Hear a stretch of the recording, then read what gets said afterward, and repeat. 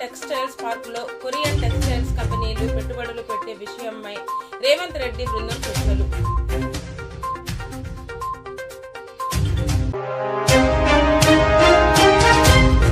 మానవత్వం చాటుకున్న మదనపల్లె సీఐ ఫిర్యాదు ఇవ్వడానికి అర్ధరాత్రి స్టేషన్ కి వచ్చిన బాధితురాలికి తీవ్ర అస్వస్థత.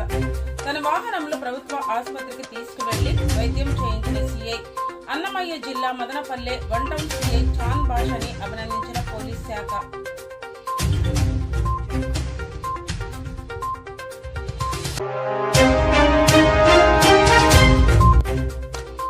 బెంగళూరుని ముంచెత్తిన భారీ వర్షాలు, రహదారులు జలమయం.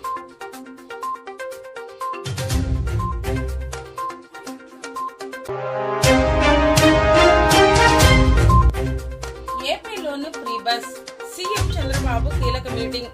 ఓవైపు ఆర్థిక భారం, మరోవైపు బ్రాండ్ ఏపీ దెబ్బతినకుండా చర్యలు, ఇంకోవైపు సంక్షేమ పథకాలు అన్నిటినీ సమన్వయంగా ముందుకు తీసుకువెళ్లే ప్రయత్నంలో ఉన్నారు సీఎం చంద్రబాబు.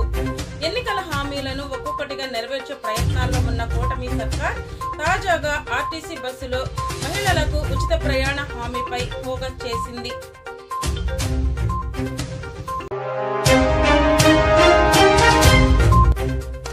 విజయవాడలో సందడి చేసిన హీరో విక్రమ్.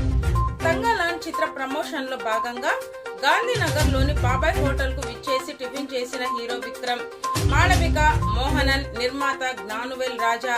హీరో విక్రమ్ తో సెల్ఫీలు దిగేందుకు పోటీ పడ్డ అభిమానులు.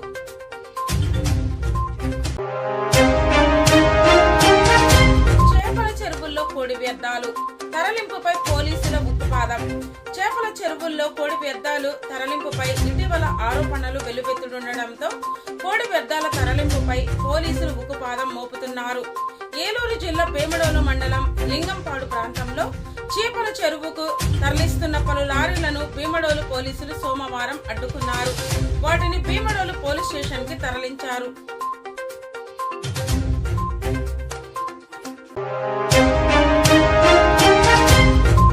ఆగస్టు 15వ తేదీన అన్నా క్యాంటీన్ల ప్రారంభం.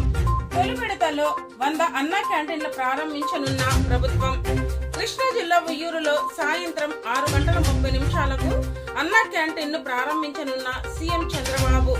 ఆగస్టు 16వ తేదీన మిగిలిన 99 క్యాంటీన్లను ప్రారంభించనున్న మంత్రులు, ఎమ్మెల్యేలు.